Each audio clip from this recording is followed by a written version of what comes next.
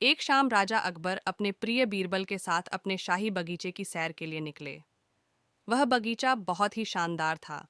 चारों ओर हरियाली ही हरियाली थी और फूलों की भीनी भीनी खुशबू वातावरण को और भी खूबसूरत बना रही थी। ऐसे में राजा को जाने क्या सूझा कि उन्होंने बीरबल से कहा, बीरबल, हमारा मन है कि इस हरे भरे बगीचे में हम हरे घोड़े में बैठकर घूमें। इसलिए मैं तुम्हें आदेश देता हूँ कि तुम 7 दिनों के अंदर हमारे लिए एक हरे घोड़े का इंतज़ाम करो। वहीं अगर तुम इस आदेश को पूरा करने में असफल रहते हो तो तुम कभी भी मुझे अपनी शक्ल न दिखाना। इस बात से राजा व बीरबल दोनों वाकिफ थे कि आज तक दुनिया में हरे रंग का घोड़ा नहीं हुआ है।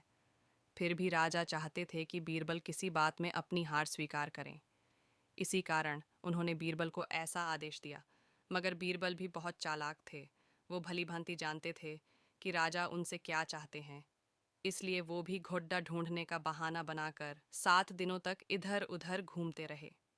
8वें दिन बीरबल दरबार में राजा के सामने पहुंचे और बोले, महाराज, आपकी आज्ञा के अनुसार मैंने आपके लिए हरे घोड़े का इंतजाम कर लिया है, मगर उसके मालिक की 2 शर्तें हैं।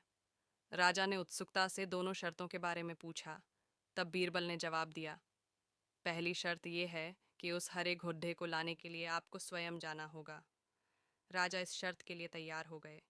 फिर उन्होंने दूसरी शर्त के बारे में पूछा।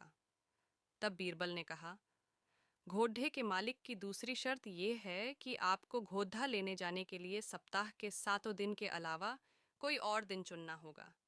यह सुन राजा हैरानी से बीरबल की ओर देखने लगे। तब बीरबल ने बड़ी सहजता से जवाब दिया, महाराज, घोड़े का मालिक कहता है कि हरे रंग के खास घोड़े को लाने के लिए उसकी यह खास शर्तें तो माननी ही होंगी।